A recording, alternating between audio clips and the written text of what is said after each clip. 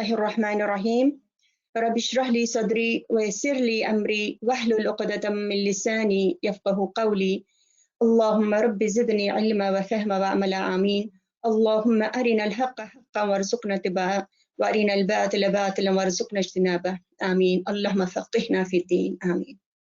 अल्हम्दुलिल्लाह हम सूरह फातिहा, बकरा, आले इमरान, सूरह निसा और माइदा की तफसीर कर चुके हैं अल्हम्दुलिल्लाह। और मुझे उम्मीद है और दुआ भी है कि हमारे जहन भी खुल गए होंगे और दिल भी कुछ नरम पड़ चुके होंगे इंशाल्लाह। जैसे हर सेशन में याद दहानी हो रही है कि इस समरी का मकसद है कि हमारा रिश्ता कुरान से जुड़ जाए और हम अपनी हैसियत ढूंढ पाएं और अपने मकाम को बेहतर मकाम पर पहुंचाने की कोशिश में लग जाएं इंशाल्लाह। सूरतों की तफसीर के बजाय खुलासा पेश करने का मकसद ये है कि हम इस कलाम पाक की शीरीनी और इसकी तासीर महसूस करें और हमें इससे और ज़्यादा मोहब्बत हो जाए और हम इसका लुत्फ ऐसा महसूस करें कि सेशन ख़त्म होने के बाद हमें तलब पैदा हो कि हम कुरान पाक खोल कर इन सूरतों का तफसील से मुताला करें और इसकी लज्जत और इसकी महक हमारे नस नस में रच बस जाए और ऐसी महक कि दूसरे भी इस महक को महसूस कर पाएं। आमीन। आज हम सूरह अनाम का खुलासा पेश करेंगे इंशाअल्लाह ताला। इससे पहले मेरी स्लाइड नहीं चल रही है। सादिया, मेरी स्लाइड मूव नहीं हो रही है। अच्छा जी, ठीक है। सिस्टर सबा जो है वो आपको असिस्ट करती है इंशाल्लाह। You want to move to the next slide? जी वो जरा सूरह अनाम का वो रख देना सामने, तो जब तक मैं फिर पता नहीं ऐसी मूव ही नहीं हो रही कुछ। हाँ जी, शायद होने लगी, अब ठीक है, अब आ रही है। चलिए आज अल्हम्दुलिल्लाह इंशाल्लाह सूरह अनाम का खुलासा पेश करेंगे। तो इससे पहले जितनी सूरतें हमने की, जैसे सूरह बकरा हो, सूरह आले इमरान हो, निसा वगैरह, वो मदनी सूरतें थी। और सूरह अनाम मक्की सूरत है और मक्का के भी आखिरी दौर में। इसके 20 रुकू हैं और 165 आते हैं।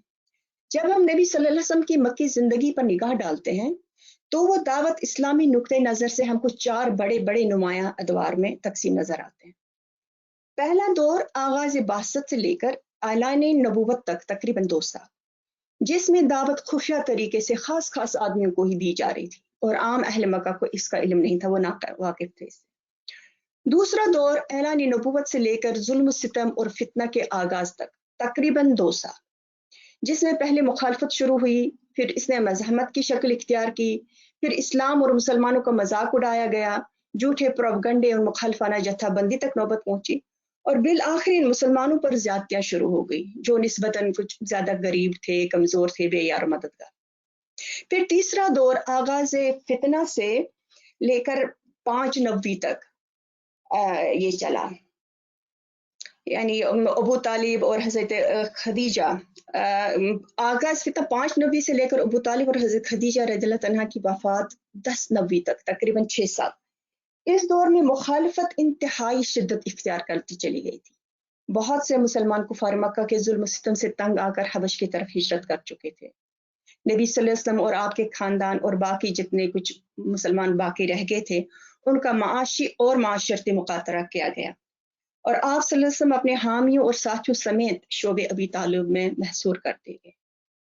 फिर चौथा दौर 10 नबी से लेकर 13 नबी तक तकरीबन 3 साल, यह नबी सल्लल्लाहु अलैहि वसल्लम और आपके साथियों के लिए इंतहाई सख्ती और मुसीबत का जमाना था। मक्का में आपके लिए जिंदगी 2 भर कर दी गई थी। आप सल्लल्लाहु अलैहि वसल्लम ताइब भी तशरीफ ले गए कि शायद कि वहां की जमीन कुछ जरखेज हो, तो वहां भी पनाह ना मिली।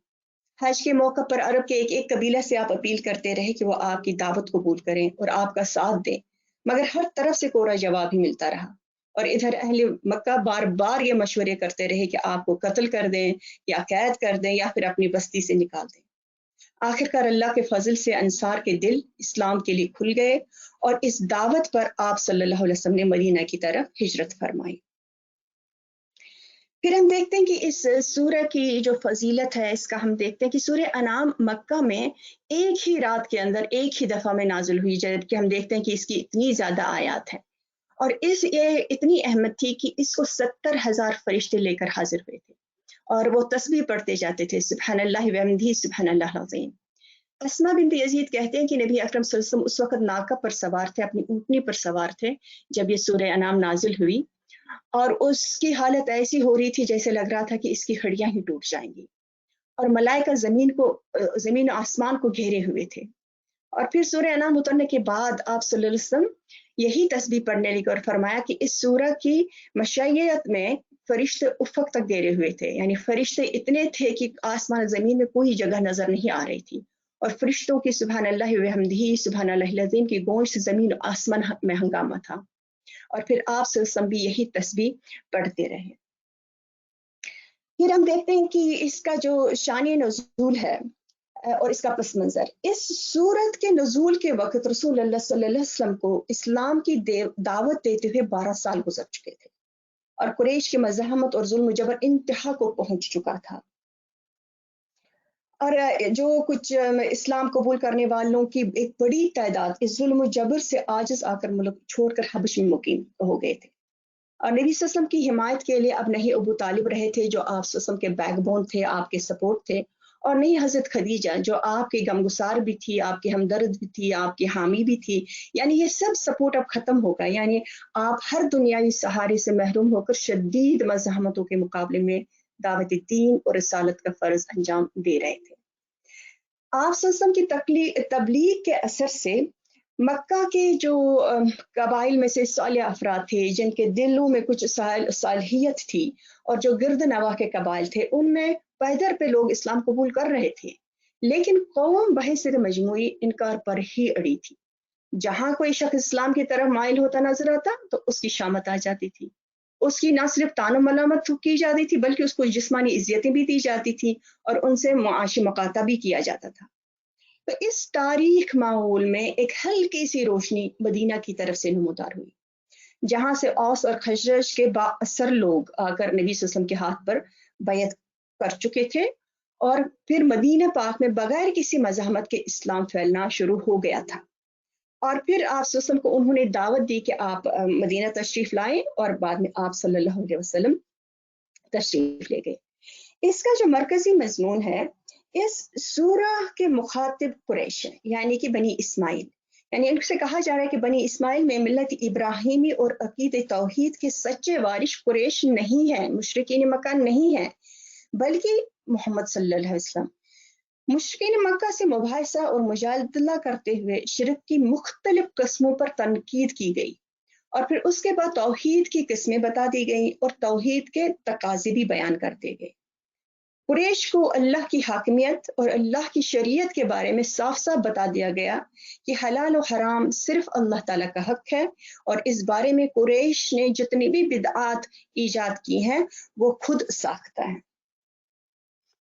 फिर हम इसका किताबी रब्त देखते हैं कि सूरह माइदा में यहूद नसारा के सेकुलरिज्म और शिरक की तशरीह का जिक्र था, और यहाँ सूरह अनाम में दीगर चीज़ों के अलावा मुशरिकीन मक्का के शिरक की तशरीह की वजाहत की गई है।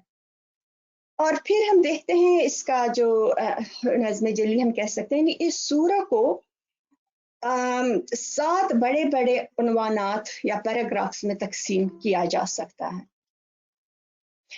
नंबर 1, मुशरिकीन मक्का से मुनाजरा व मुजादला।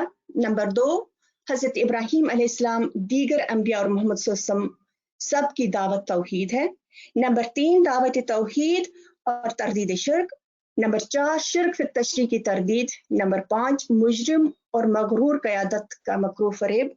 नंबर 6, बिदात कुरैशी और तौहीद तशरीह की वजाहत। नंबर 7, खुलासे दावत तौहीद और अद शिर्क।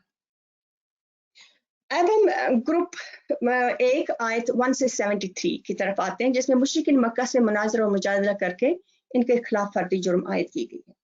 इस सूरह की इब्तिदा अल्लाह ने अपनी मदह से फरमाई कि अल्लाह ने ही आसमानों और जमीन को पैदा किया, क्योंकि मुशरिकीन मक्का भी इस बात को मानते थे कि अल्लाह ही खालिक है।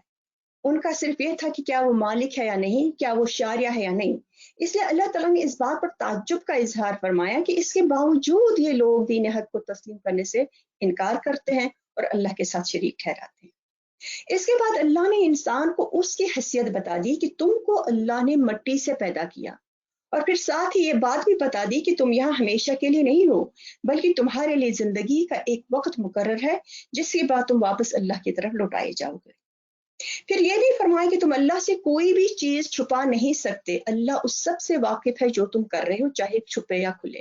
یعنی یہ وہ بات ہے کہ جو سب سے زیادہ اہم ہمارے لیے بھی ہے، کہ جو کوئی بھی اللہ کو ہمیشہ اپنے پاس جانتا ہے کہ وہ میرے پاس موجود ہے، وہ سب دیکھ رہا ہے، میرے کھلے کو بھی میرے چھپے کو بھی، تو اس سے کبھی بھی کوئی ایسا کام سرزد نہیں ہو سکتا کہ جو اللہ تعالیٰ کی نافرمانی میں آتا ہو۔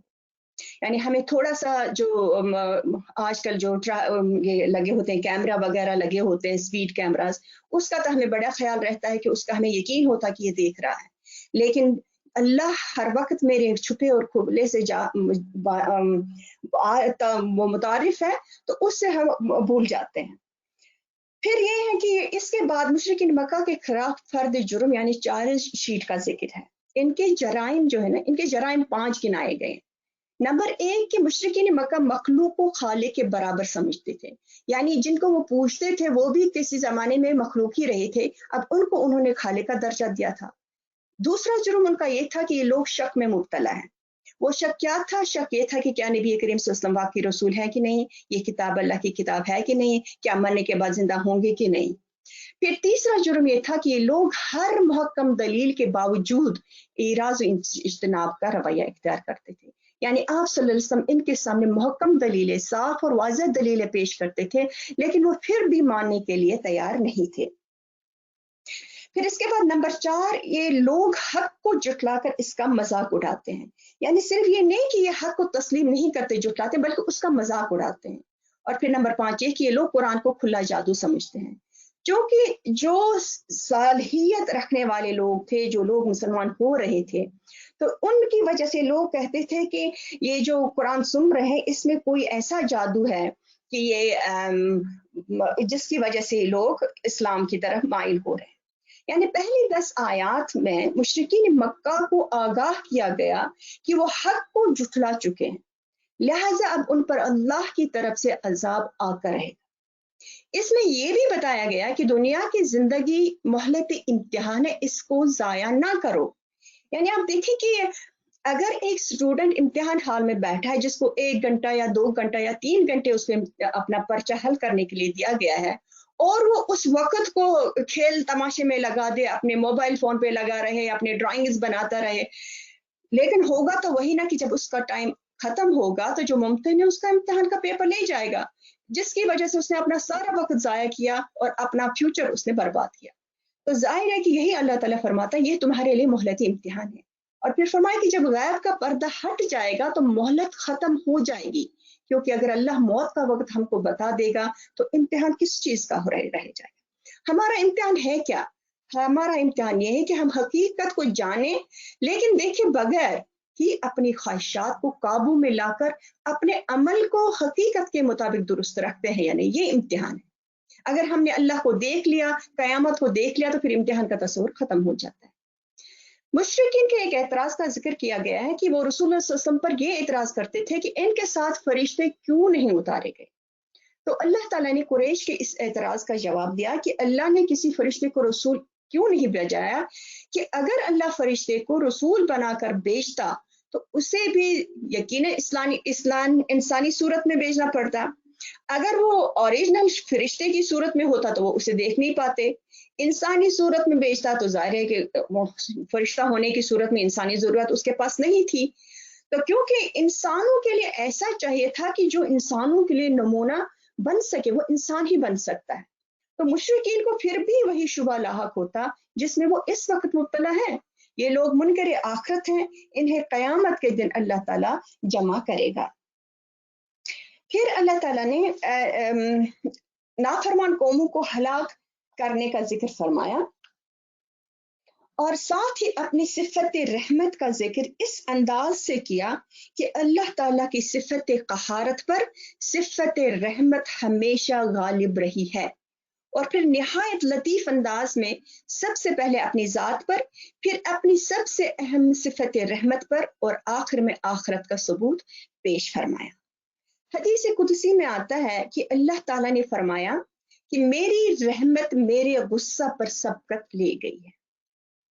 پھر اللہ نے اپنی بڑائی کو اس طرح بیان کیا، فرمایا وَإِن يَمْسَسْكَ اللَّهُ بِضُرٍّ فَلَا كَاشِفَ لَهُ إِلَّا هُوَ وَإِن يَمْسَسْكَ بِخَيْرٍ فَهُوَ عَلَى كُلِّ شَيْءٍ قَدِيرٌ۔ اور اے نبی، اگر اللہ تمہیں کسی قسم کا نقصان پہنچائے تو اس کے سوا کوئی نہیں جو تمہیں اس نقصان سے بچا سکے، اور اگر وہ تمہیں کسی بھلائی سے بہرہ مند کرے تو وہ ہر چیز پر قادر ہے۔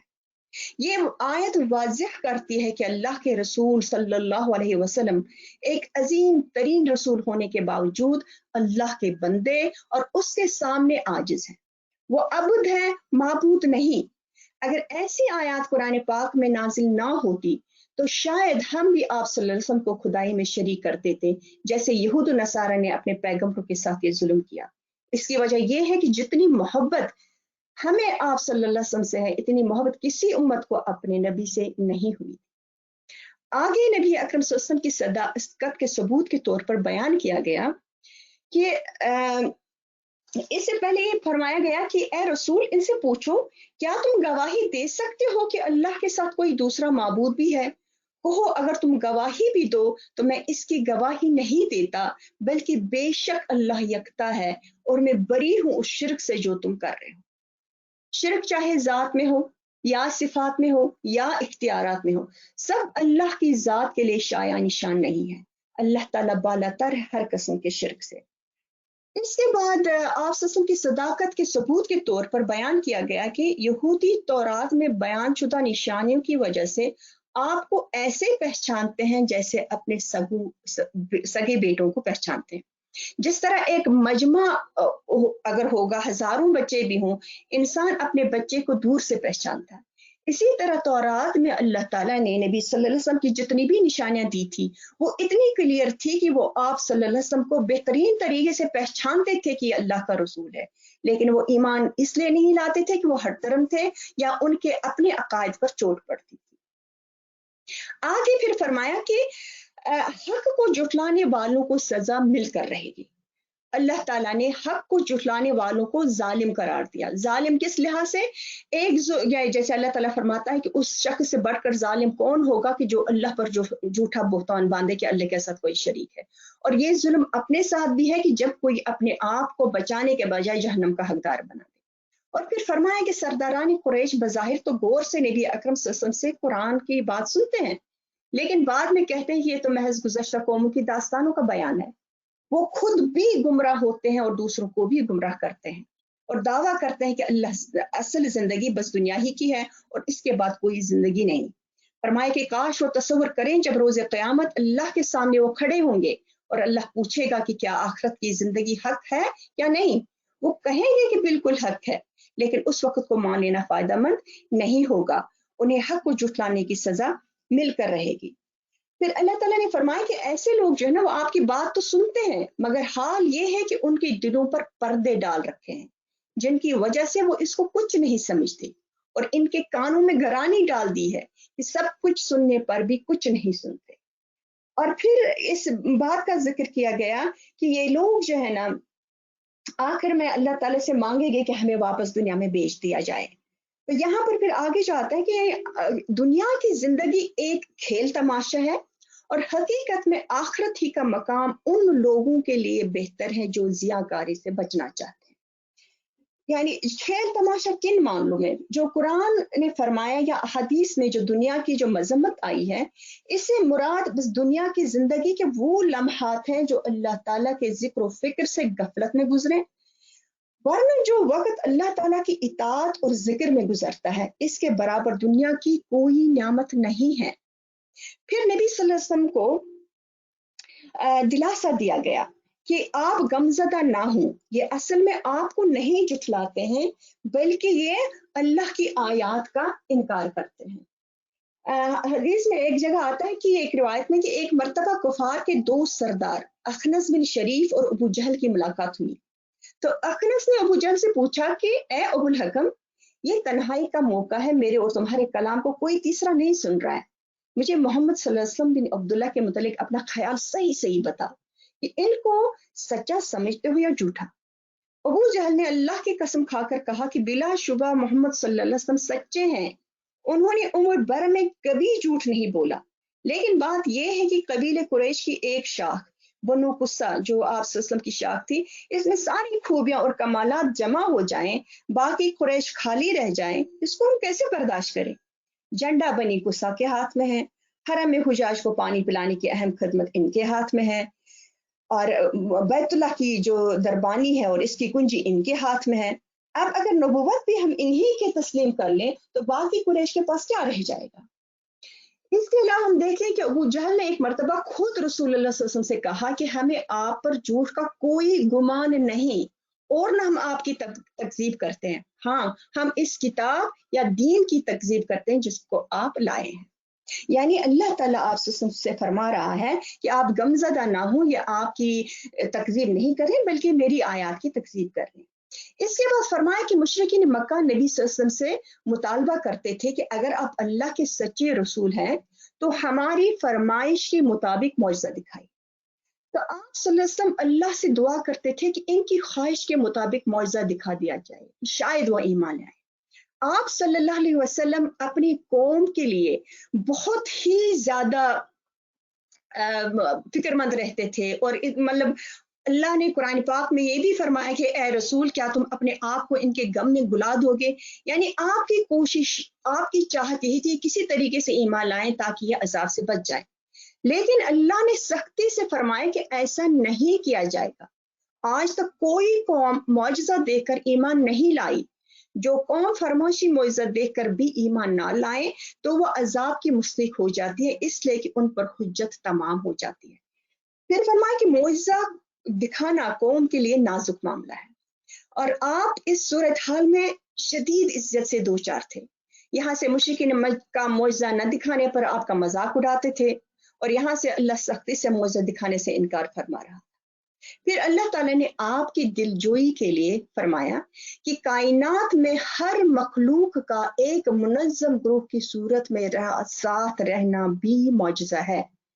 اللہ کی بے شمار قدرت معجزات ہیں جو کائنات میں چاروں طرف پھیلے ہوئے۔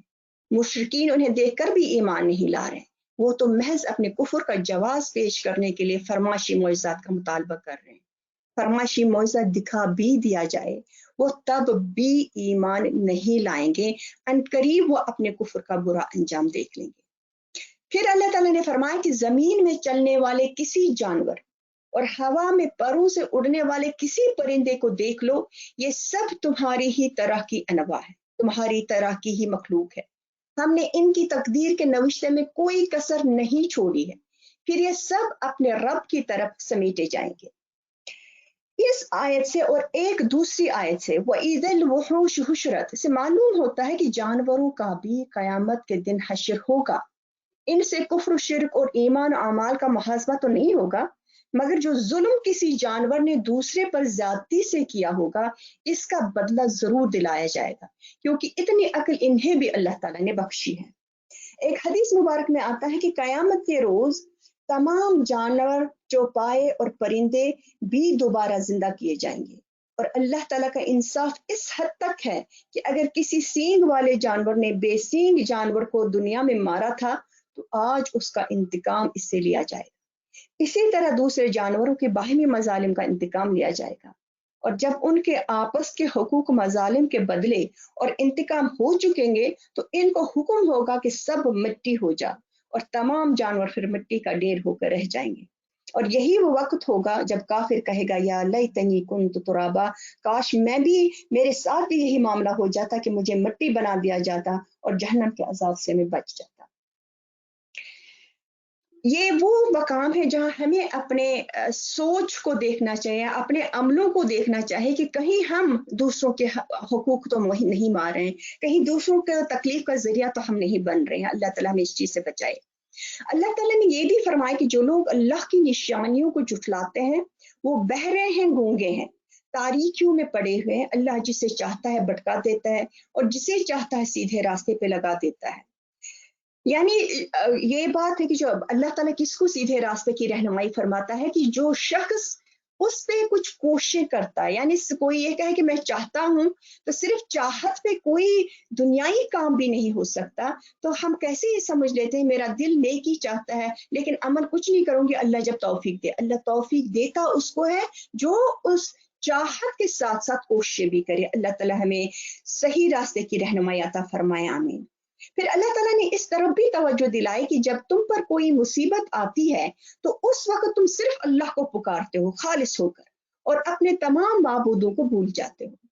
इसमें अकरमा बिन अबू जहल की एक मिसाल है कि जब मक्का फतह हो गया, उसके जो कि वो ईमान नहीं लाया था और वो वहां से भाग गया, जब वो बोट में बैठा, जद्दा आया, वहां बोट में बैठा और समंदर में अचानक बहुत सख्त तूफान आया और जितने भी लोग उस बोट पे थे तो किसी माबूद को नहीं पुकार रहे थे, अपने सारे माबूदों को भूलकर वो एक अल्लाह को पुकार रहे थे कि हमें इससे नजात दे, हमें यहाँ से बचा के ले जा। अकरमा बिन अबू जहल सोच में पड़ गया कि जब अल्लाह ताला ही इस पानी में बचा सकता है तो यकीनन खुशकी पे भी वही बचा सकता है, फिर तो मोहम्मद सल्लल्लाहु अलैहि वसल्लम जो तालीम दे रहे थे वो सच है। और फिर उसने वादा किया कि अगर मैं यहाँ से बच गया तो मैं जरूर ईमान ले आऊंगा। तो अल्लाह ताला ने करम किया, जो तूफान है वो थम गया और ये बच के आ गया और वो इस्लाम ले आया। इसके बाद अल्लाह ताला ने फरमाया कि अल्लाह की अता करता हिदायत से मुंह फेरने वाले अंधे हैं। अल्लाह ने फरमाया कि तुमसे पहले बहुत सी कौमों की तरफ हमने रसूल भेजे और उन कौमों को मसाइब आलाम में मुब्तला किया ताकि वो आजिज़ी के साथ हमारे सामने झुक जाए। यानी अल्लाह ताला जब कोई मुसीबत डालता है, चाहे वो मुसीबत इनफरादी तौर पर हो चाहे वो इज्तिमाई तौर पर हो, एक कौम की हैसियत से, मकसद उसका ये है कि इंसान आजिज़ी इख्तियार करे, अल्लाह ताला के सामने झुक जाए। आजकल भी ना सिर्फ मुस्लिम उम्मा पर बल्कि पूरी दुनिया अल्लाह ताला की भेजी हुई मुसीबत और तकलीफ में मुब्तला है। यानी ये जो कोरोना वायरस है सब खौफजदा है, यहाँ तक कि अपनों से जुदाई हो गई है, अपने बच्चों से हम नहीं मिल पाते हैं। इन हालात में हमें अपने आप को अल्लाह से जोड़ना चाहिए, दुआओं का एहतमाम करना चाहिए, अपने आप को कुरान से जोड़ना है, आपकी सल्लल्लाहु की सीरत से सबक हासिल करना है, इसलिए कि इसी में हमारी नजात है। चाहे कोई भी मुसीबत हो या किसी किस्म की खुशहाली हो, ये सब अल्लाह की जानिब से आजमाइश और इम्तिहान है और दोनों हालतों में हमें साबिर और शाकिर रहना चाहिए। फिर अल्लाह ताला ने अपनी एक सुन्नत बयान फरमाई कि उसने जब भी किसी कौम में रसूल भेजा तो कौम पर साथ ही कोई आफत भी नाजिल की ताकि लोगों के दिलों में खुदा खौफी और रिक्कत पैदा हो, वो रसूल की दावत की तरफ मुतवज्जो हों। यानी ये जो तकलीफें आती हैं रसूल के साथ ही, जाहिर है कि जब तकलीफ आती है तो दिल खुद ब खुद नरम पड़ जाते हैं, जिस्म भी ढीला होने लगता है, तो उस वक्त आसान होता है कबूल करना। लेकिन अल्लाह ताला फरमाता है बदकिस्मती से कौमों ने आफात से सबक हासिल नहीं किया। फिर फरमाया कि शैतान ने उनके बुरे आमाल को मुज़य्यन कर दिया, खूबसूरत बना दिया और आखिरकार अल्लाह ने बड़े अजाब के जरिए ऐसे कौमों को सफ़े हस्ती से ही मिटा दिया। और फिर अल्लाह ताला ने फरमाया कि सारी तारीफ अल्लाह रब्बुल आलमीन के लिए है। बेशक फिर अल्लाह ताला ने मोहम्मद सल्लल्लाहु अलैहि वसल्लम के जरिए से कहलवाया कि इनसे कहो, कभी तुमने ये भी सोचा है कि अगर अल्लाह तुम्हारी बीनाई और समात तुमसे छीन ले और तुम्हारे दिलों पर मुहर कर दे तो अल्लाह के सिवा और कौन सा खुदा है जो ये कुव्वतें तुम्हें वापस दिला सकता है। और मुहर से मुराद सोचने और समझने की कुव्वत सल्ब कर लेना है। ये हमारे सोचने और समझने की बात है कि अल्लाह ताला ने जो कुव्वतें हमें अता की है उनसे हम क्या काम ले रहे हैं। जब हम एक अपने जिस्मानी निज़ाम को देखते हैं जो कि उस पर हमारा कोई इख्तियार नहीं है और वो अल्लाह ताला की कुल्ली तौर पर फर्माबरदारी कर रहा है, कभी दिल ये नहीं कह रहा है कि मुझे आज ब्लड को है ना पंप नहीं करना, कभी जो लंग्स है वही नहीं कहता मुझे सांस नहीं लेनी, लेकिन क्या है कि जिन पर हमारा इख्तियार है उन कुव्वतों को हम किस तरीके से इस्तेमाल करते हैं, ये हमारे देखने वाली बात है। फिर अल्लाह ताला ने ये भी फरमाया कि अल्लाह की तरफ से तमाम रसूल लोगों को खुशखबरी देने के लिए और खबरदार कर देने के लिए भेजे जाते हैं। यानी रसूलों के दो काम यहाँ बता दिए गए कि जिस मकसद के लिए वो आते हैं। एक ये कि वो खुशखबरी दे उनको जो अल्लाह ताला की फरमाबरदारी इख्तियार करते हैं, उनको इस बात की खुशखबरी दे कि वो आखिरत की कामयाबी से हमकिनार होंगे। اور खबरदार उन लोगों को कि जो अल्लाह ताला की फरमाबरदारी कबूल नहीं करते कि उनको आखिरत में किस सजा से जूझना पड़ेगा। फिर आगे नबी अकरम सल्लल्लाहु अलैहि वसल्लम का काफिरों से आजिज़ाना खिताब आता है, जिसमें आप सल्लल्लाहु अलैहि वसल्लम से फरमाया गया कि इनसे कहो कि मैंने ये दावा नहीं किया कि मेरे इख्तियार में अल्लाह के खजाने, या मैं गायब की खबरों से वाकिफ हूँ, ना ही मैंने फरिश्ता होने का दावा किया है। फिर तुम क्यों मुझसे मुआजिज़ात तलब करते हो? मेरा दावा बस ये है कि मैं अल्लाह का रसूल हूँ और उसकी दी हुई हिदायत की पैरवी करता हूँ। यानी जो अल्लाह ताला ने हिदायत दी है, सबसे पहले तो मैं उसकी पैरवी करता हूँ और फिर उसके बाद तुम तक पहुंचाता हूँ। अल्लाह की अता करदा हिदायत की पैरवी करने वाला बीना और उससे रुख फेरने वाला अंधा है। यानी जो इस हिदायत की पैरवी करता उसको एक बीना शख्स से तशबीह दी गई है और जो इससे इनकार करता उसको अंधे से।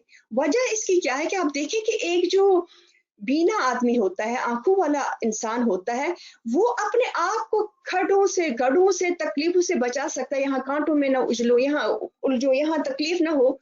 और अंधा बेचारा वो तो गड्ढों में भी गिरेगा, वो चोटें भी खाएगा। और फिर यहाँ पर एक लतीफ तरीके से एक सवाल किया गया कि क्या अंधा और आंखों वाला बराबर हो सकते हैं? क्या तुम गौर नहीं करते? यानी कि जो खबरें मैं तुम्हें देता हूं, मेरी आंखों देखी शहादत है, हक पर मबनी है। बखिलाफ इसके तुम इन हकीकतों की तरफ से अंधे हो। तुम इनके बारे में जो ख्यालात रखते हो वो या तो कयास गुमान पर मबनी है या महज अंधी तकलीद है। आगे फिर आपसे कहा जा रहा है कि आप सब लोगों की हिदायत पाने की फिक्र न कीजिए, बल्कि जो लोग ईमान ला चुके हैं, रोज़े आखिरत पर ईमान रखते हैं और अल्लाह के हुजूर जवाबदेही के तसव्वुर और दोज़ों के अजाब से डरते हैं, इनका जरूर ख्याल रखें और वही के अहकाम इन तक जरूर पहुंचाया कीजिए।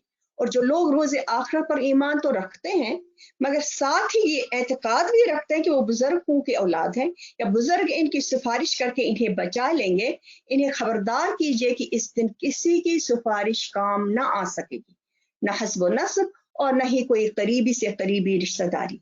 लिहाजा अपने आमाल की खुद फिक्र कीजिए, यही इनके मुत्तकी बनने की सूरत है। पहले जैसे कि यहूद कहते थे कि जो है ना हमें इसलिए बचाया जाएगा कि हम बड़े चहेते हैं, और नसारा ये कहते हैं कि हजरत ईसा अलैहिस्सलाम हमें बचाएंगे। और इसी तरह हमारा भी अकीदा है कि नबी सल्लल्लाहु अलैहि वसल्लम हमारी शिफात करेंगे। अल्लाह ताला हमें ऐसा बना दे कि वो हमारी शिफात कर सके, लेकिन अल्लाह सुब्हानहू व तआला फरमाता है कि शिफात उसकी होगी जिसके हक में अल्लाह ताला इजाजत दे। तो अल्लाह ताला हमें ऐसा बना दे, यानी कोई काम, कोई भी शख्स, कोई भी चीज काम नहीं आ सकती सिवाय इसके कि हम अपने आमाल के जरिए से अपनी शिफात करवा लें।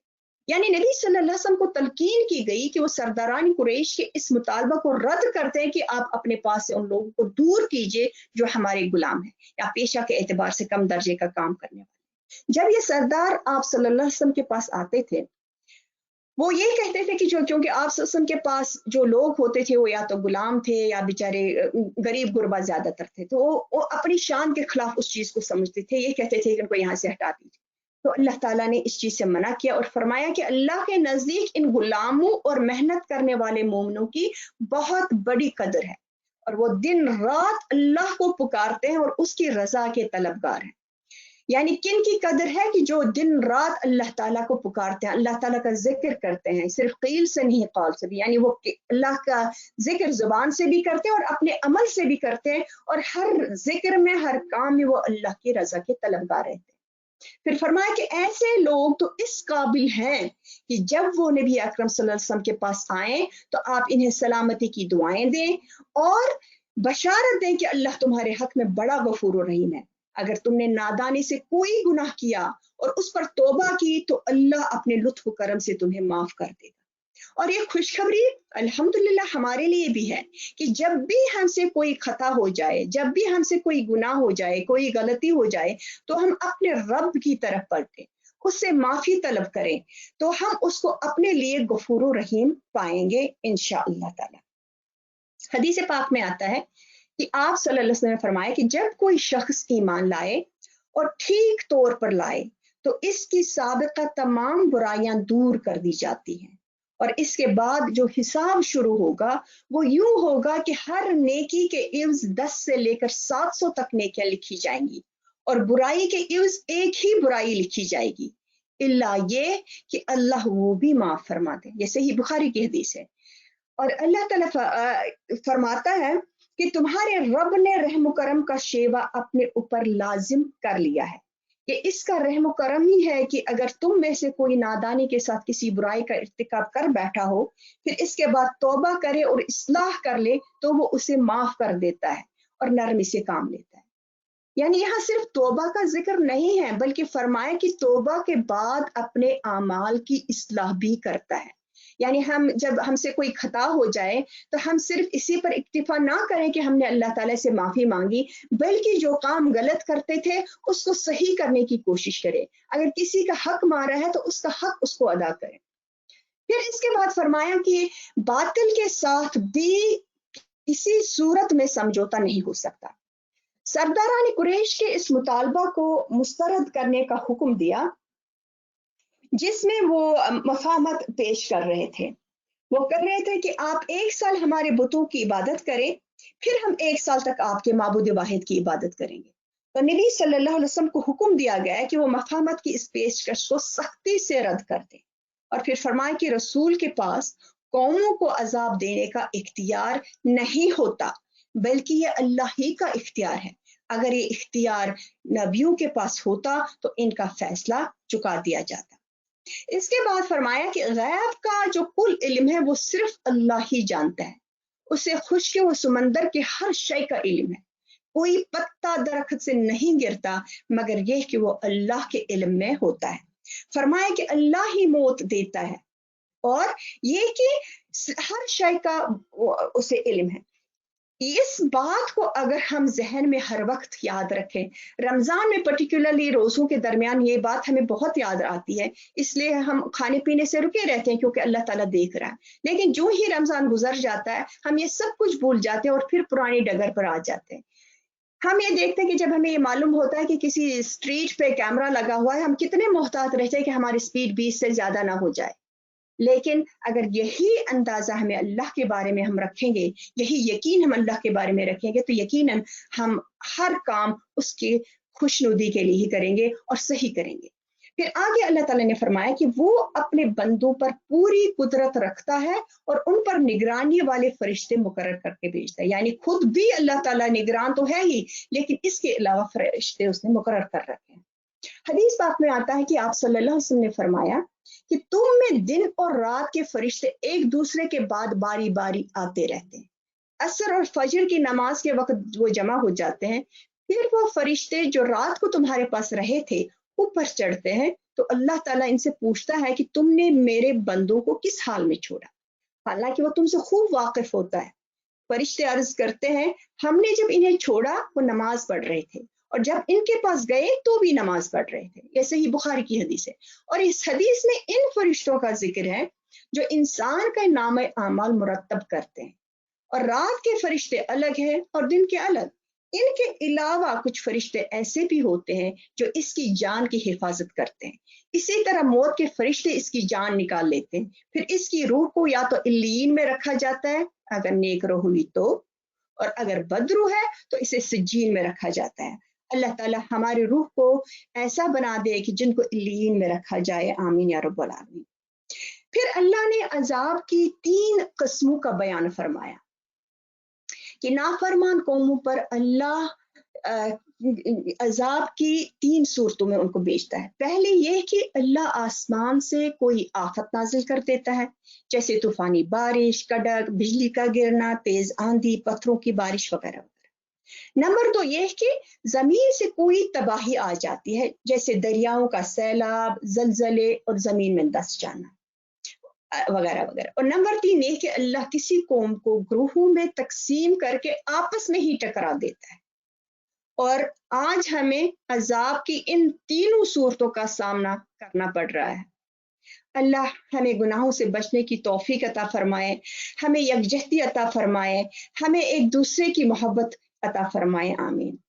اس کے علاوہ پھر حکم دیا گیا کہ اگر کسی محفل میں اللہ کی آیات کا مذاق اڑایا جا رہا ہو یا شاعر دینی کی توہین کی جا رہی ہو تو غیرت دینی کا ثبوت دو اور وہاں سے فوراً اٹھ جا، یہاں تک کہ وہ اس گفتگو کو چھوڑ کر دوسری باتوں میں لگ جائے۔ یعنی اگر کسی محفل میں اللہ تعالیٰ کی آیات کا مذاق اڑایا جا رہا ہے، اللہ تعالیٰ کے شاعر کا مذاق اڑایا جا رہا ہو، یا تو اس کو آپ بزور روک دو، اور اگر آپ میں اتنی ہمت نہیں ہے تو پھر کم از کم اس محفل سے نکل جا، ہٹ جا۔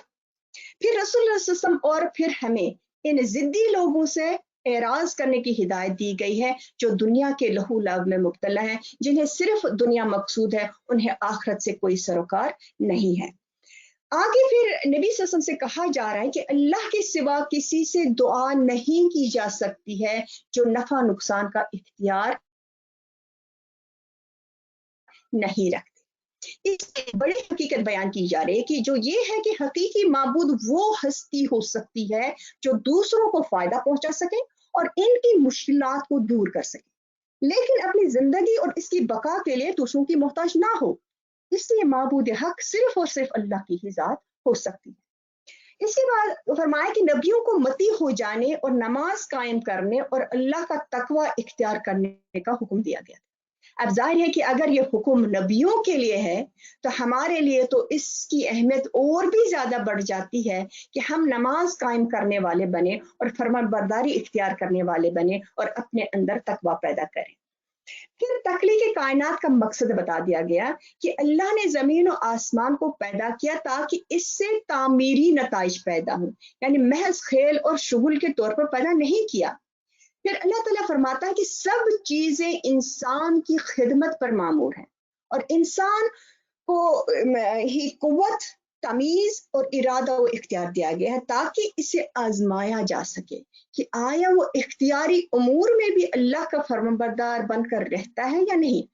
گویا انسان کی تخلیق کا مقصد صرف ایک اللہ کی عبادت ہے، جیسے اللہ فرماتا ہے انی خلقت الجن والانس الا لیعبدون، کہ اللہ تعالیٰ نے جن انسان کی جو تخلیق کی ہے اس مقصد کے لیے کہ وہ اللہ کی عبادت کرے، اللہ تعالیٰ کی فرمانبرداری کرے۔ پھر اس جہاں کے بعد اسے فنا کر کے ایک دوسرے جہاں میں پیدا کیا جائے گا، اور جو کچھ اچھے یا برے اعمال انسان نے اس دنیا میں سر انجام دیے ہوں گے، اس دوسرے جہاں میں ان کی جزا و سزا مل کر رہے گی، اور یہ دنیا اور آخرت سارے کا سارا ایک مربوط نظام ہے۔ اس کے بعد فرمایا کہ حکیم و خبیر با اختیار اللہ قیامت کو برپا کر کے ہی رہے گا۔ اس کے بعد دوسرا گروپ آتا ہے جو آیت 74 سے 95 تک ہے۔ اس میں انبیاء کی تاریخی دعوت، توحید کی روشنی میں مشرکین مکہ سے مناظرہ اور مجادلہ کیا گیا ہے۔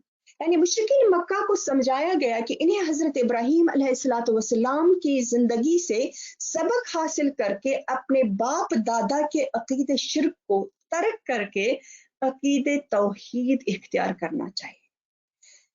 چونکہ جو قریش مکہ تھے وہ اپنے آپ کو حضرت ابراہیم علیہ السلام کے ماننے والے، ان کی نسل سے مانتے تھے، اس لیے انہی کی مثال ان کو دی گئی اور فرمایا کہ حضرت ابراہیم نے ہر تکلف کو بالائی طاق رکھتے ہوئے اپنے والد اور اپنی قوم کو صاف صاف کہہ دیا کہ میں آپ لوگوں کی کو سری گمراہی میں پاتا ہوں۔ یعنی اتنی ہمت ہمارے اندر بھی ہونی چاہیے کہ سب سے پہلی چیز کہ ہم اپنے آپ کو ایسا بنائیں کہ جو رہنما بن سکے، یعنی ایسی ہماری عمل ہو کہ ہم دوسروں کی رہنمائی کر سکیں اور بے دڑ کے اپنوں سے بھی اور غیروں سے بھی صاف اور کلیئر بات کہہ دیں۔ پھر اس میں اس تدبیر کا ذکر ہے جس کے ذریعے ابراہیم علیہ السلام نے ستارہ پرستوں، چاند پرستوں اور سورج پرستوں کو توحید کی پہچان کروانے کی کوشش کی۔ انہوں نے غور و فکر اور تدبر سے کام لے کر پہلے ستاروں کو خدا ماننے سے انکار کیا، پھر چاند کو اور پھر سورج کو، اور بالآخر اس نتیجے پر پہنچے کہ زمین و آسمان کا خالق ہی عبادت کے لائق ہو سکتا ہے۔ اور پھر انہوں نے اعلان کیا کہ میں اعلان برات کرتا ہوں ستاروں، چاند اور سورج کو معبود ماننے سے، میں اپنا رخ اس ہستی کی طرف کرتا ہوں جو ستاروں، چاند اور سورج کو بنانے والا ہے۔ ابراہیم علیہ السلام کی قوم نے بھی مشرکین مکہ کی ہی طرح اپنے خداؤں کی مار سے ابراہیم علیہ السلام کو ڈرایا، لیکن وہ غیر اللہ کے خوف سے بالکل نہیں ڈرے اور انہوں نے بتایا کہ اہل توحید ہی کو امن حاصل ہو سکتا ہے، اہل شرک اور اہل ظلم کے لیے کوئی امن نہیں۔ پھر اللہ تعالیٰ نے ابراہیم علیہ السلام کو دلیل و برہان عطا کر کے ان کے درجات بلند کیے۔ اس کے بعد واضح کیا گیا کہ ابراہیم علیہ السلام پر کوئی دور ایسا نہیں گزرا کہ وہ اللہ کے سوا کسی کو رب مان رہے ہوں۔ یہ تو ایک دلیل تھی جو اللہ نے ابراہیم کو سکھائی تھی تاکہ وہ اپنی قوم کو عقید توحید تک پہنچا دے اور شرک کی گمراہی ان پر واضح کر دے۔ پھر فرمایا کہ حضرت ابراہیم کے بعد یکے بعد دیگر انبیاء کی دعوت توحید کا ذکر کر کے مشرکین مکہ کو توحید کی دعوت دی گئی۔ 17 پیغمبروں کا ذکر کیا گیا کہ ان سب کو بھی توحید کی ہدایت ہی دی گئی تھی۔ اگر یہ جلیل القدر پیغمبر بھی شرک کرتے تو ان کے اعمال بھی ضائع ہو جاتے۔ یعنی یہ بہت غور طلب بات ہے کہ اللہ تعالیٰ فرماتا ہے کہ اگر انبیاء بھی ان سے بھی شرک کا صدور ہوتا تو اللہ تعالیٰ ان کو بھی سزا دے دیتا۔ تو اس چیز کی وجہ سے ہمیں سب سے زیادہ اپنے آپ کو دیکھنا ہے کہ کہیں خدا نہ خواستہ ہم کسی لحاظ سے شرک میں مبتلا تو نہیں ہے، کسی بدعت میں مبتلا تو نہیں ہے۔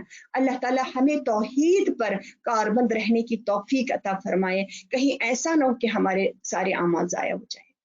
پھر نبی صلی اللہ علیہ وسلم کو بشارت دی گئی کہ اگر مکہ والے آپ کی دعوت کی ناقدری کر رہے ہیں تو اللہ نے ایک اور قوم کے لیے طے کر دیا ہے کہ وہ قرآن کی ناقدری نہیں کرے گی۔ یہ دراصل اہل مدینہ کی خوش نصیبی کی طرف اشارہ ہے۔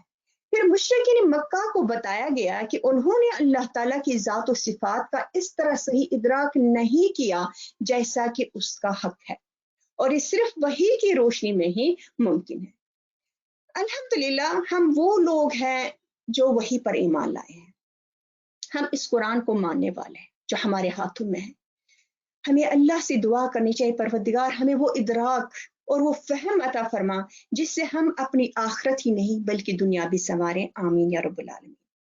اس کے بعد یہود کے ایک جھوٹ کا تذکرہ ہے کہ وہ نبی صلی اللہ علیہ وسلم سے دشمنی کرتے ہوئے کہتے تھے کہ آج تک کوئی کتاب نازل نہیں کی گئی ہے۔ ان سے پوچھا گیا ہے کہ وہ کس نے نازل کی تھی جو موسیٰ علیہ السلام لے کر آئے تھے؟ پہلے وہ کتاب ہدایت تھی اور اب قرآن ہدایت ہے۔ ان قریب جھوٹ بولنے والوں پر موت کی سختی آ جائے گی اور موت دینے والے فرشتے کہیں گے کہ آج تم اپنی غلط بیانی اور تکبر کی پاداش میں بھون دینے والے عذاب کا مزہ چکھو۔ اللہم اجرنا من النار۔ پھر قریش کی متکبر اور مفتری قیادت کو عالم برزخ اور عذاب قبر سے ڈرایا گیا اور مشرکین مکہ کے خود ساختہ عقید شفاعت کی تردید کی گئی، جیسے کہ ان کا عقیدہ تھا جو ان کے دیوی دیوتا تھے کہ اگر قیامت برپا ہو بھی گئی تو وہ ہماری شفاعت کریں گے، تو اللہ تعالیٰ نے اس کی تردید فرما دی۔ پھر اس کے بعد تیسرا گروپ ہے جس میں 95 سے 113 تک آیات ہیں۔ اس میں ابطال شرک اور اثبات توحید کے لیے آفاقی دلائل سے مناظرہ و مجادلہ کیا گیا ہے۔ اللہ تعالیٰ کی بے مثال نعمتوں اور قدرتوں کا بیان اس میں ہے، اور اللہ تعالیٰ کی صفات کے ذریعے اس کا مزید تعارف کرایا گیا کہ وہ رب بھی ہے، زندگی اور موت کے اختیارات بھی وہی رکھتا ہے۔ اللہ ہی ہے جو بیج اور دانے کو پھاڑ کر اس میں پودے اور درخت نکالتا ہے، مردہ کو زندہ اور زندہ کو مردہ کرتا ہے۔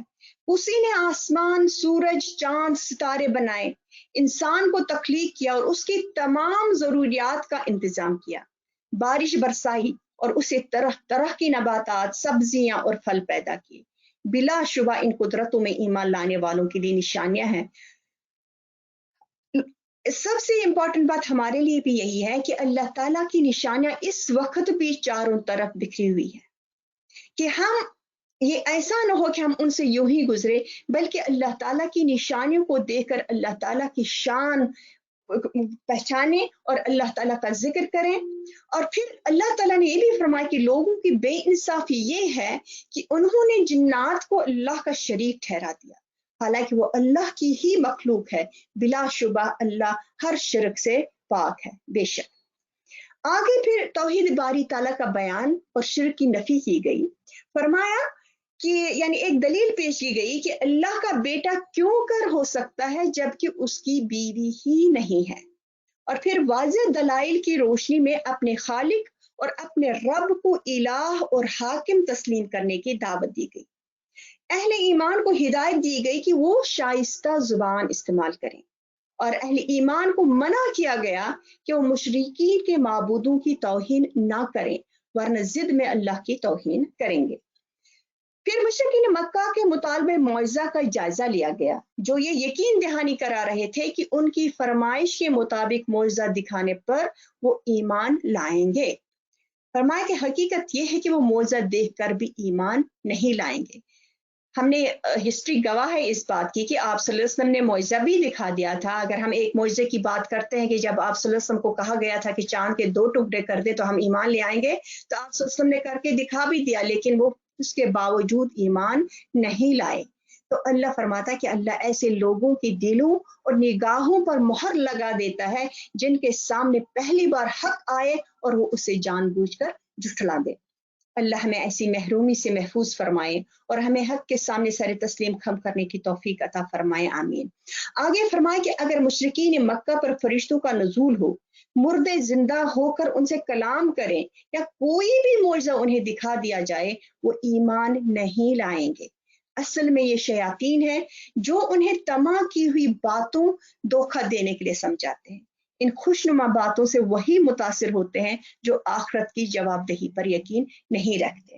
اس سے ہمیں کیا سبق ملتا ہے کہ اگر ہم اپنے آپ کو قرآن کی تعلیمات کے مطابق اس کے برابر نہیں لاتے ہیں، اس کا مطلب کیا ہے کہ ہمیں آخرت کی جواب دہی کا یقین نہیں ہے، کیونکہ جس کو بھی یہ یقین ہوگا کہ مجھے اللہ تعالیٰ کے سامنے کل جواب دہی کرنی ہے، تو یقیناً وہ جو ہے وہ اپنے اعمال کو اس کے مطابق بنا دے گا کہ کل وہ سرخرو ہو۔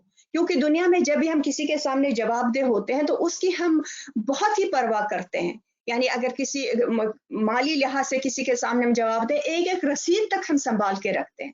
تو جب اللہ تعالیٰ نے ہمیں یہ زندگی عاریتاً دی ہے، امتحان کے لیے دی ہے، اور امتحان کے ساتھ دیکھیں نا اوپن بک ایگزام ہے، قرآن بھی دیا ہے، تو ہمیں چاہیے کہ ہم اپنے آپ کو اس قرآن کے مطابق ڈھال لیں انشاءاللہ۔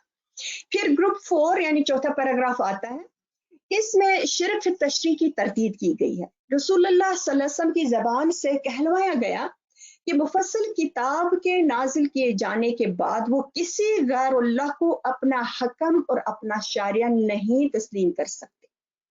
اللہ نے نبی صلی اللہ علیہ وسلم پر ایک عادلانہ شریعت نازل کی ہے۔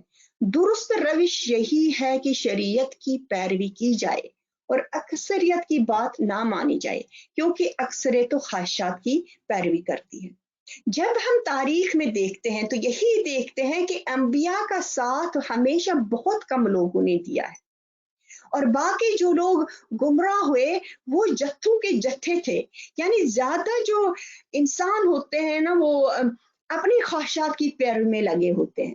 تو اس لیے ہمیں یہ دیکھنا ہے کہ ہم جس راہ پہ چل رہے ہیں وہ راہ صحیح معنوں میں اللہ اور اللہ کے رسول کی بتائی ہوئی راہ ہے یا نہیں۔ پھر یہ بھی فرمایا کہ برائی اور بے حیائی کی ہر صورت کو چھوڑ دیا جائے اور اللہ کے احکامات پر عمل کو زندگی میں لازم کر لیا جائے، یعنی یہی راہ نجات ہے۔ اس کے علاوہ کوئی چیز ہمیں جہنم کی آگ سے نہیں بچا سکتی۔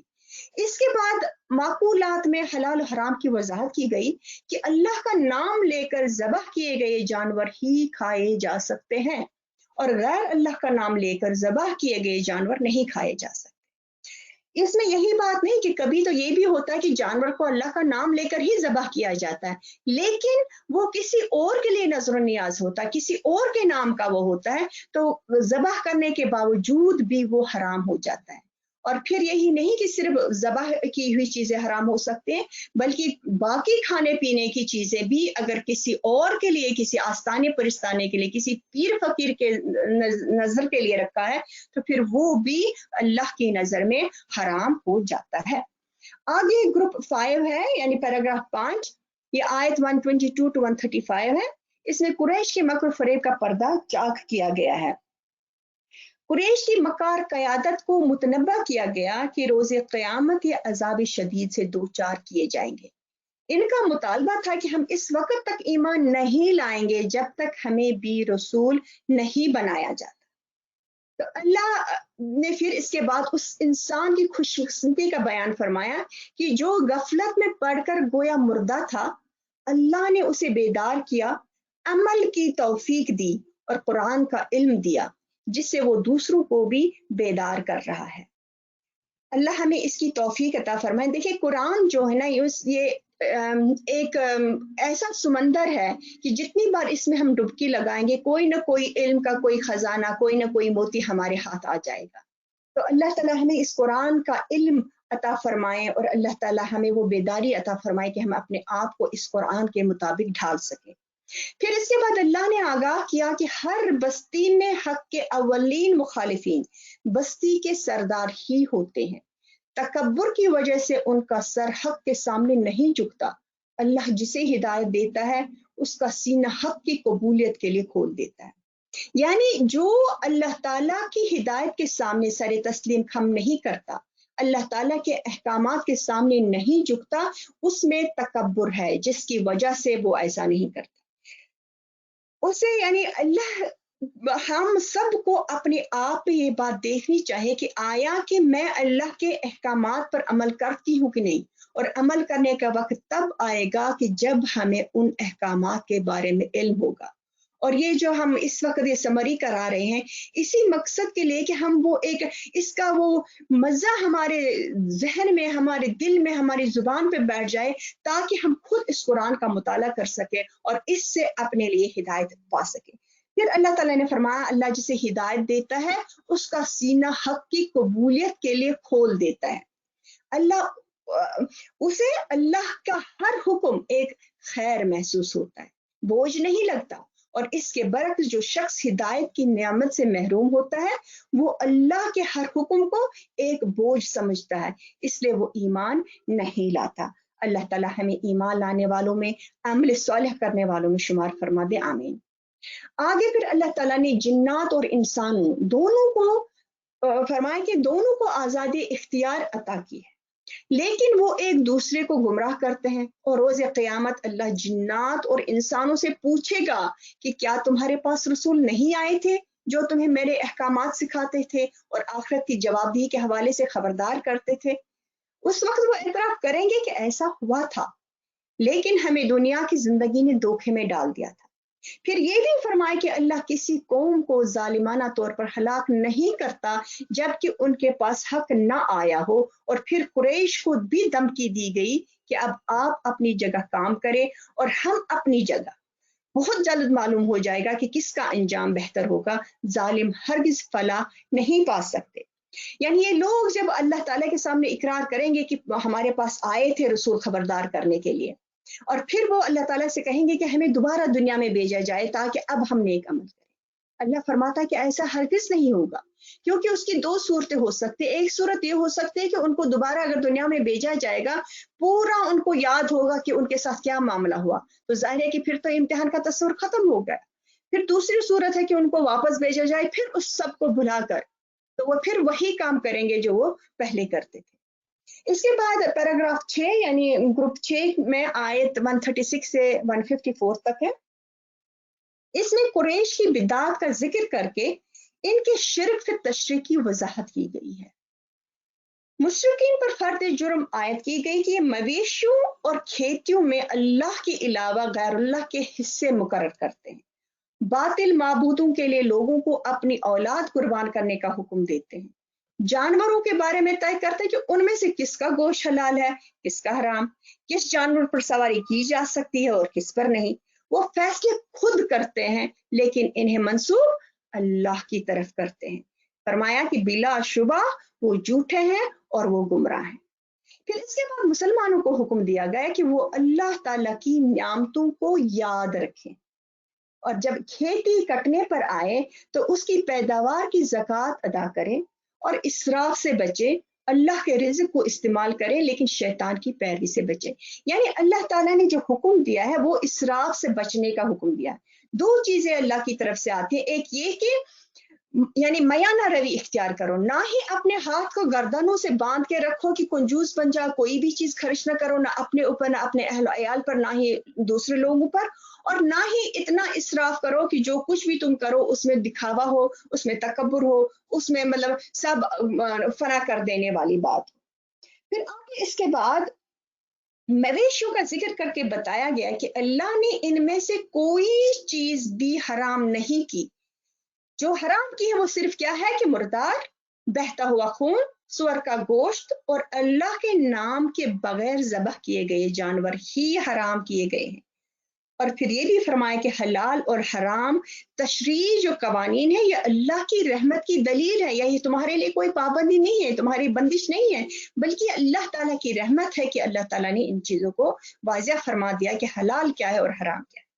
پھر آگے اللہ تعالیٰ نے خوراک کے حوالے سے اپنی نعمتوں کا ذکر فرمایا کہ اس نے ایسے باغات پیدا کیے جن میں درخت اپنے سہارے کھڑے ہوتے ہیں، اور ایسے بھی جن میں بیلوں کی چھتریوں پر چڑھایا جاتا ہے، پھلوں اور کھیتوں کے مختلف ذائقے پیدا کیے، اور ایسے جانور بھی جو باربرداری کے لیے استعمال ہوتے ہیں، اور ایسے بھی جو بوجھ نہیں اٹھا سکتے۔ پھر فرمایا کہ ان میں سے کھاؤ بھی اور شکر ادا کرو، بلا دلیل ان میں سے کسی کو بھی حرام نہ کرا دو۔ یعنی حرام اور حلال کی جو بات ہے وہ کسی کو بھی اجازت نہیں ہے، یعنی یہاں تک کہ انبیاء کو بھی اس چیز کی اجازت نہیں تھی کہ وہ کسی چیز کو حلال یا حرام قرار دے، یہ حق صرف اور صرف اللہ رب العالمین کا ہی ہے۔ پھر آگے فرمایا اللہ تعالیٰ نے فرمایا کہ یہود پر ان کی شرارتوں کی وجہ سے بعض حرام اشیاء کر دی گئی، یعنی ان کی جو شرارتیں تھی، کچھ چیزیں وہ خود سے حرام کر رہے تھے اور کچھ چیزیں اللہ تعالیٰ نے ان کی شرارتوں کی بنا پر ان کے لیے حرام کر دی۔ پھر مشرکین کا قول بیان کیا گیا کہ اگر اللہ چاہتا تو ہم نہ شرک کرتے اور نہ ہی خود سے کسی شے کو حرام قرار دے سکتے۔ تو اس کا یہی جواب دیا گیا کہ اللہ نے انسان کو نیکی اور برائی کرنے کا پورا اختیار دیا ہے، ہر نیکی یا برائی کا اذن اللہ ہی دیتا ہے، البتہ برے کام میں اس کا اذن تو ہوتا ہے لیکن رضا نہیں۔ اللہ کی مشیت اور رضا الہی میں فرق کیا ہے؟ اللہ کی رضا اس بات میں ہے کہ سب لوگ اس کے فرمانبردار بن جائیں اور کوئی بھی شخص کفر و شرک، ظلم و زیادتی کی راہ نہ اختیار کرے، مگر اس کی مشیت یہ ہے کہ اس دنیا میں لوگوں کا امتحان لیا جائے۔ اسی لیے اللہ نے انسان کو قوت تمیز اور قوت ارادہ و اختیار عطا کی، پھر اسے اسلام اور انکار، کفر، شرک اور نیکی اور بدی کی راہیں الگ الگ سمجھا دی۔ پھر جو شخص اپنی ارادہ و اختیار سے اللہ کا فرمانبردار ہو، اسے اس کا اچھا بدلہ مل کے ہی رہے گا، اور جو شخص انکار اور شرک کی راہ اختیار کرے اسے اس کی سزا مل کر ہی رہے گی۔ پھر اللہ تعالیٰ فرماتا ہے کہ دلیل دو کہ اللہ نے کہاں تمہیں شرک کرنے کا حکم دیا ہے۔ اس کے بعد مسلمانوں کو ہدایت دی گئی، چند ہدایات یعنی 10 ہدایت ان کو دی گئی۔ یہ وہ ہدایت ہیں کہ جو یعنی بنیادی باتیں یہ تورات میں بھی ہیں جن کو 10 کمانڈمنٹس کہتے ہیں۔ تو مسلمانوں کو کس چیز کی ہدایت کی گئی؟ فرمایا کہ اے محمد صلی اللہ علیہ وسلم ان سے کہو کہ آؤ میں تمہیں بتاؤں کہ تمہارے رب نے تم پر کیا پابندیاں عائد کی ہیں۔ نمبر 1 یہ کہ اس کے ساتھ کسی کو شریک نہ کرو، یعنی اس کی ذات میں، اس کی صفات میں، اس کے اختیارات میں، اس کے حقوق میں، اور نہیں اس کی عبادات میں۔ ذات میں شرک کیا ہے؟ یہ کہ اس کی الوہیت میں کسی کو حصہ دار قرار دیا جائے، مثلا عقید تثلیث ہے، یا فرشتوں کو اللہ کی بیٹیاں قرار دینا ہے، وغیرہ وغیرہ۔ اور صفات میں شرک یہ ہے کہ خدائی صفات جیسی کہ وہ اللہ کے لیے ہیں ویسا ہی دوسروں کے لیے قرار دیا جائے، مثلا کسی کے متعلق یہ سمجھنا کہ اس پر غیب کی ساری حقیقتیں روشن ہیں، یا وہ سب کچھ سنتا ہے، دیکھتا ہے، جانتا ہے، یا وہ نقائص سے پاک ہے۔ اور اختیارات میں شرک یہ ہے کہ الہ ہونے کی حیثیت سے اختیارات صرف اللہ کے لیے خاص ہے، ان کو یا ان میں سے کسی کو اللہ کے سوا کسی اور کے لیے تسلیم کیا جائے، مثلا نفع نقصان پہنچانا، حاجت روائی کرنا، دستگیری کرنا، دعائیں سننا، قسمتوں کو بنانا یا بگاڑنا وغیرہ۔ اور حقوق میں شرک یہ ہے کہ اللہ ہونے کی حیثیت سے بندوں پر اللہ کے جو مخصوص حقوق ہیں وہ یا ان میں سے کوئی حق اللہ کے سوا کسی اور کے لیے مانا جائے، جیسے رکوع کرنا، سجدہ کرنا، دست بستہ قیام، کھڑا ہونا وغیرہ۔ پھر نمبر 2 کیا ہدایت کی گئی؟ اور والدین کے ساتھ نیک سلوک کرو. نیک سلوک میں ادب، تعظیم، اطاعت، رضاجوئی، خدمت سب داخل ہے. اور والدین کے اس حق کو قرآن میں ہر جگہ توحید کے بعد حکم دیا ہے، اور بندوں کے حقوق میں والدین کا حق سب سے مقدم ہے. اور آپ کو پتہ ہے کہ آپ صلی اللہ علیہ وسلم نے جو کبیرہ گناہ گنائے ہیں ان میں یہ تیسرے نمبر پر کبیرہ گناہ ہے کہ جو اپنے والدین کے ساتھ نیک سلوک نہیں کرتا. ہم آج کل اس زمانے میں رہ رہے ہیں کہ جہاں والدین کی قدر نہیں ہے. اللہ تعالیٰ ہمیں توفیق دے کہ ہم اپنے والدین کی قدر کریں. آمین. پھر نمبر 3 یہ کہ اور اپنی اولاد کو مفلسی کے ڈر سے قتل نہ کرو، ہم تمہیں بھی رزق دیتے ہیں اور ان کو بھی دیں گے. یعنی رازق اللہ ہے جو اس وجہ سے اپنے بچوں کو روکتا ہے دنیا میں آنے سے، ان کو ابارشن کرواتا ہے کہ میرے پاس دولت نہیں ہے، تو اللہ تعالیٰ نے اس چیز سے سختی سے منع کیا ہے. پھر اس کے بعد یعنی یہ کبیرہ گناہ میں آتا ہے اور یہ دوسرے نمبر پر ہے. اس کے بعد نمبر 4 میں فرمایا اور بے شرمی کی باتوں کے قریب بھی نہ جاؤ، خواہ وہ کھلی ہوں یا چھپی. اب یہ بے شرمی کی باتیں کیا ہے؟ قرآن میں زنا، عمل قوم لوط، برہنگی، جھوٹی تہمت اور ماں کی منقوہہ سے نکاح کرنے کو فحش افعال میں شمار کیا گیا. اور حدیث میں چوری اور شراب نوشی اور بھیک مانگنے کو فواحش کہا گیا. اس طرح تمام شرمناک افعال بھی فواحش میں داخل ہے. یعنی ہمیں اپنے گھروں میں بھی جانچنا چاہیے، اپنے جاننے والوں میں بھی، یعنی اس تعلیم کو ہمیں عام کرنا ہے انشاءاللہ تعالی. اور پھر نمبر 5 پہ اور کسی جان کو جسے اللہ نے محترم ٹھہرایا ہلاک نہ کرو مگر حق کے ساتھ. یعنی یہاں کیا کہا گیا کہ کسی کو حق نہیں ہے کہ کسی کو مار دے. اور حضور صلی اللہ علیہ وسلم نے فرمایا کہ اگر کوئی کسی ایک شخص کو مار دے گویا اس نے پوری انسانیت کو مار دیا، کسی ایک سے شخص کو بچائے گویا کہ پوری انسانیت کو بچا دیا. لیکن یہاں جو فرمایا گیا مگر حق کے ساتھ، تو یعنی یہ نہیں کہ کسی کو مار ہی نہیں سکتے. کب مار سکتے ہیں؟ جب قصاص کے طور پر، یعنی ایسی کوئی چیز ہو جو اس کو شریعت نے اس کو سزائے موت دی ہو تو اس لحاظ سے کیا جا سکتا ہے. اور وہ کسی فرد کا کام نہیں ہے بلکہ یہ حکومت وقت قاضی کا کام ہے. پھر آگے نمبر 6 پہ یہ آتا ہے کہ اور یہ کہ یتیم کے مال کے قریب نہ جاؤ مگر ایسے طریقے سے جو بہترین ہو یہاں تک کہ وہ سن رشد کو پہنچ جائے. یعنی یتیم وہ ہوتا ہے کہ جس کے سر پر باپ کا سایہ نہیں ہوتا ہے. تو ہوتا کیا ہے کہ جو لوگ ارد گرد اس کے ہوتے ہیں یا جو اس کے سرپرست ہوتے ہیں ان کی کوشش ہوتی ہے کہ اس مال کو جلد جلد ختم کر دیا جائے.